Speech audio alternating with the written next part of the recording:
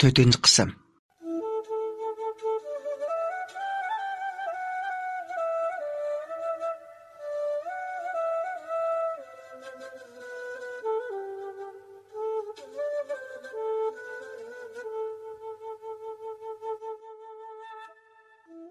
Farhod Gulnoziya Ahmad efendi bilan to'y qilmagan.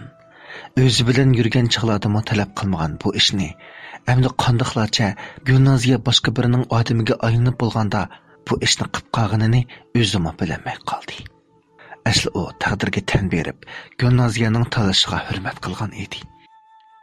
Ayni vaqtda Gulnoziya Farhodga Ahmad efendi bilan to'y qiladiganligini aytgan chaqda qattiq azoblangan bo'lsa-mu, uni o'zining qilib bilish, Gulnoziyaning ayollik izdiga dog' tekkizadigan o'shoq cho'ng har qanday ishni xayol qilmagan edi. Gulnoziya bugun uning ko'rishini aytganda, u o'zini kontrol qilolmay qoldi-da, qadamlari Gulnoziya tarafga eg'ib ketdi. Uni ko'rgandan keyin uning muhabbatli qarashlariga va tatli qiliqlariga masxush bo'lib, o'zini tutolmay uning lavlariga lav yiqib qoldi. Farhod esini bilganda lavla allaburun bir-biridan sharbatlar ichib bo'lingan edi. Farhodning so'zlarini anglab, Gulnoziya cho'chib ketdi. Uning gerçi Ahmad efendidan hozircha ajrashish o'yi bo'lmagani bilan, ammo Farhodni qo'ldan chiqarib qo'yg'isi yo'q edi. Farhod gap qilmadi. Farhodning nazarida bunday munosabat uning xarakteriga mos kelmaydi. Undaq demə Farhod. Mən haman senin qışın qaytıb gelaman. Mənə azraq vaqt bəgin. Dedi Gulnoziya yolvorgandek tarzda. Farhod gap qilmadi. Farhodning nazarida bunday munosabat uning xarakteriga mos kelmaydi. Uning sizmi bayatdan beri Gulnoziya bilan o'ltirib qo'yishganini ko'lasidan o'tkazolmayotdi. Gulnoziya Farhodning qo'shimlarini turib gap qilmay o'tirishini ko'rdi. Hay, gap qila Farhod. Gulnoziya shundoq deb uning bileklariga esilmoqchi bo'ldi. Farhod o'rnidan turib, asldagi joyiga berib o'tirdi. Ondan Gulnoziyaga qaradi. "Men qara Gulnoziya. Meningcha, ering yaxshi bo'lsa, sen ularni qabul qilib, chiroyliqcha uyingni tutqin. Qanday hal bo'lmasin, bu o'zing tanlagan turmush. Turmushingda sen rozi bo'lmag'idek ishmi yo'q ekan? Kichik qizga kelsak, sen degan bir cho'pchona odam. Uningga azroqli mehringni berib qo'ysang, u qiz seni o'z opisidek qabul qilib ketadi. Kichik bola degan bekli oq ko'ngil. Baqqanni, mehr berganni bek biladi. Ashu qizga bag'ringni ichvatsanglar, sening turmushingda hech qanday masala yo'q ekan. Turmushda hamma ishlar odamning o'ylagandek bo'lib ketavermaydi. Ayol kishiga nisbatan baxtga to'lgan bir oilasi, kuyimchan bir hamrohi bo'lish hammadan muhim. Bu jihatda ko'ngli xotirjam bo'lmasa, kasbda har qancha o'tiq qizinib ketgan bilanmi, ko'ngli yanala butun bo'lmaydi. Har ikkaylan hamda taqdirga tan beraylik. Ehtimol bizning birga turmush kechirishimiz nisb bo'lmagan o'xshaydi. Sen muamdi diqqatini bo'lmay, uyingni tutqin. Gulnoziya Farhodni har qancha bo'lsa-mu bundoq demaydi. U meni oxirigacha yaxshi ko'rdi.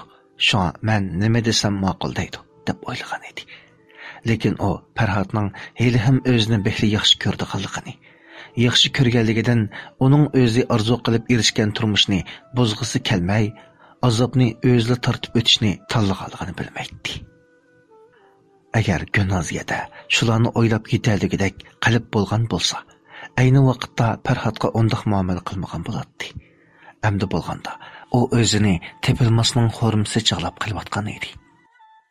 Gulnoziya hozir Farhodning xeyli keskinlik turgan holatiga qarab, uning allaqachon bir qarorga kelib bo'lganligini fahmladi. Ondan uningga bir haza tikilib qarab turgandan keyin sumkasini elib mirisiga asdi ham eg'ir birini ting'inicha ayrimxonadan chiqib ketdi.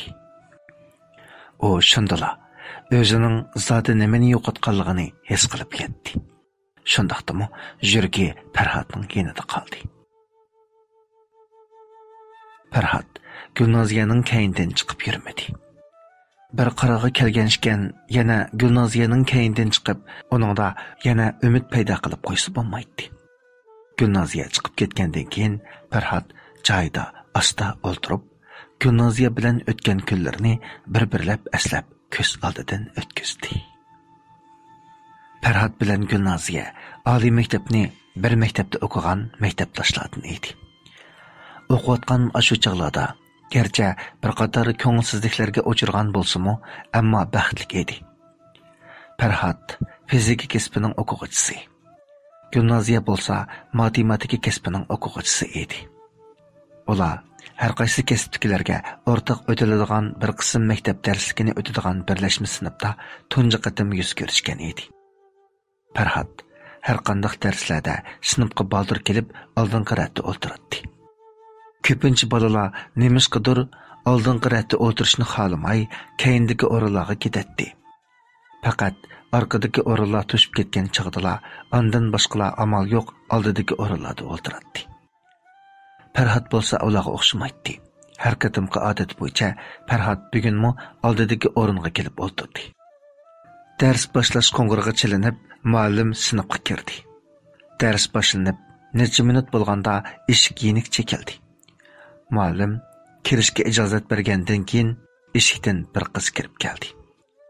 Bu muallim bolalarning kechikishini bekla yomon oladi. Shunga qizga nihoyat sovuq muomala qildi. O'ltiring. Bundan keyin kechikmang, ha? Qiz qoshlarini yenik o'chirib qo'yib, nihoyat tezlik bilan o'tiradigan o'rin izladi. Bu vaqtda hamma o'rinlar to'shib ketgan bo'lib, faqat Farhodning yanidagi birli o'rin bo'sh turadi. Qiz o'ziga qilib qolgan bu o'rindan toza rozi bo'lmagandek, xeylilar bir tarzda Farhodning yanidagi bo'sh o'ringa kelib o'tirdi.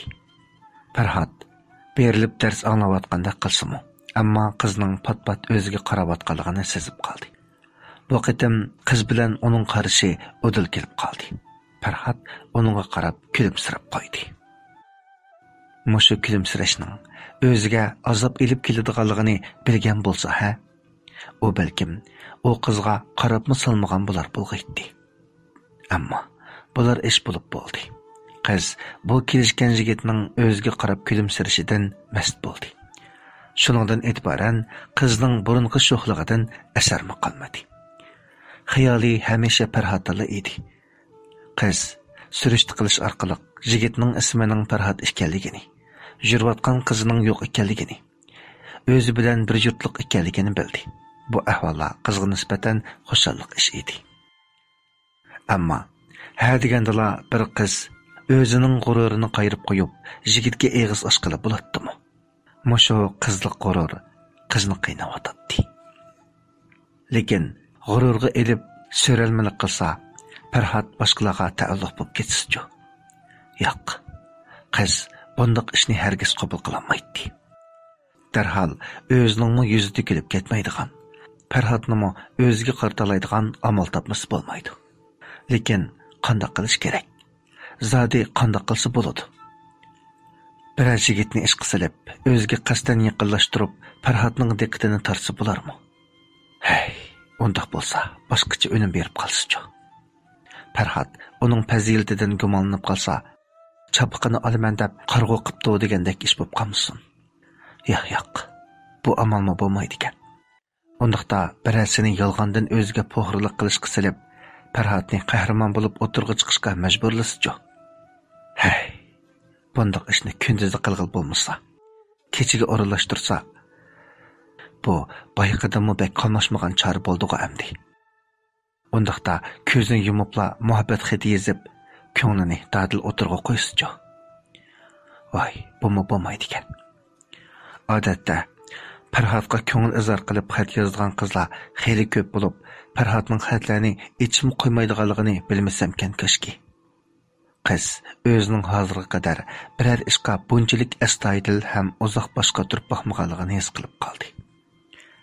Hech bir muvaffaq chora topolmay 10 necha kunni behuda o'tkazibdi.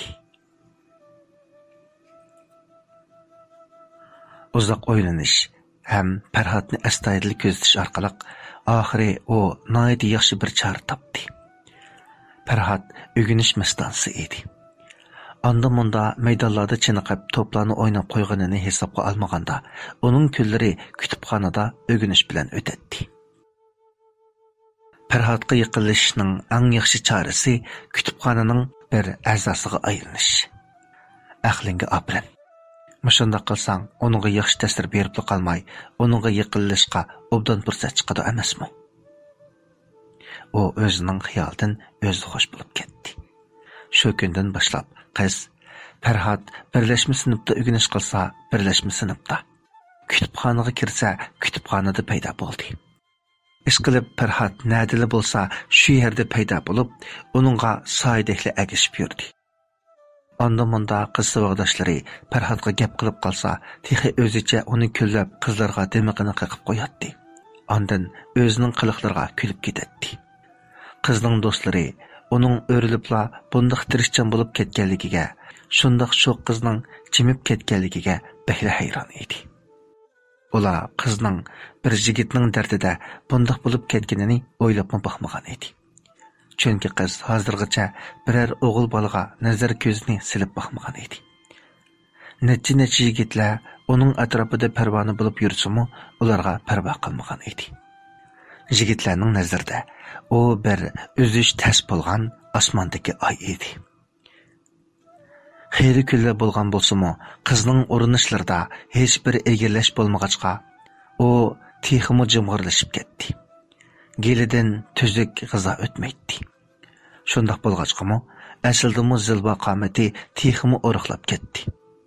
Ammo Farhod o'zini mundoq bir go'zalning qo'g'lishib bo'lmay, sekbar bo'lib ketayotganligidan bexabar, o'z ishi bilan aldirash yuratdi. Oxiri qizning tirishchanligi o'nim berib, qiz kutgan ish oxiri yuz berdi. Bu kuni ular yana burunqidek kutubxonada o'rganish qilyotdi. O'rganish davomida qizga bir kitob lozim bo'lib qoldi. U o'rnidan turib, shu kitobni izlamoqchi bo'ldi. Izda oxiri bu kitobni topdi. Bu kitobni tortib edi, hech bir chiqmadi. U kuchab tortmoqchi bo'lib edi, tuyuqsiz kitobchasining qarshi tarafidan o'zi tortayotgan kitobni yana biraylarning tortib turganligini bayqadi. Kitoblar nihoyat zich tizilg'ashqa, ular dastlabda bir-biridan ko'rmagan edi. Qiz qarab edi, bu boshqa biri emas, dal Farhod bo'lib chiqdi. Bu vaqtda Farhodmo qizning o'ziga lozim bo'lgan kitobga eslib turganligini ko'rdi-da, kitobni qo'yib berdi. O vaqtda qizmo kitobni allaqachon qo'yib etgan edi. Qiz kitobni qayta qo'liga elib Farhodga taqladi. Kechiring. Men sizning bu kitobni tortganingizni bilmay qoldim.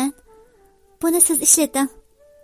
Bu gaplarni davatganda uning lablari va qo'llari bilinarlik titrab ketdi. Qaraganda oshiqlik degan bek yomon o'xshaydi. Hech bir o'g'il bolaning oldida tamtirab qolmaydigan qiz bugun o'zi oshiq bo'lgan yigitning oldida put-qo'llari titrab tamtirab qolyotdi. Lekin Farhod uningdagi bu o'zgarishlarga diqqat qilmadi-mu, aytavur nihoyat tabiiy kulimsirdi. Bo'ldi. Siz ishlatavering. Men sizni ko'rmay qoptiman. Men yana izdab boqay. Yigit shundoq deb ketib qoldi. Lekin u ketib o'tib, keyniga burilib, asldagi joyida qimir qilmay o'ziga qarab ketib qolgan qizga yana bir qadam kulimsirab qo'ydi. Ana shundan keyin bular uchrashib qolsa, bir-biriga qarab salomlashadigan, texi ancha-muncha paranglashadigan bo'ldi. Ishqilib, ishlarning taraqqiyoti asta bo'lsa-mu, lekin nihoyat tabiiy o'z riti bo'yicha ketib boradi. Bara-bara Farhodmo tashabbuskor bo'lib, qizga gap qiladigan bo'ldi. Qiz buningdan xushal edi.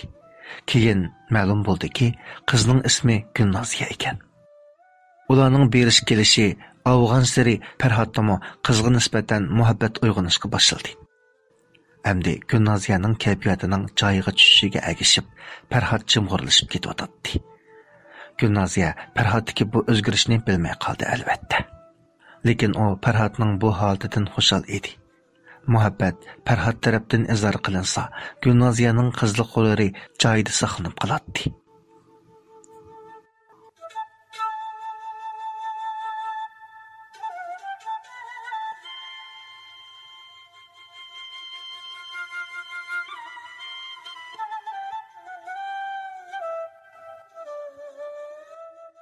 Taqdirning chaqchiqi nomli ko'p qismliq ovozliq asarning 4-qismini anglatdik.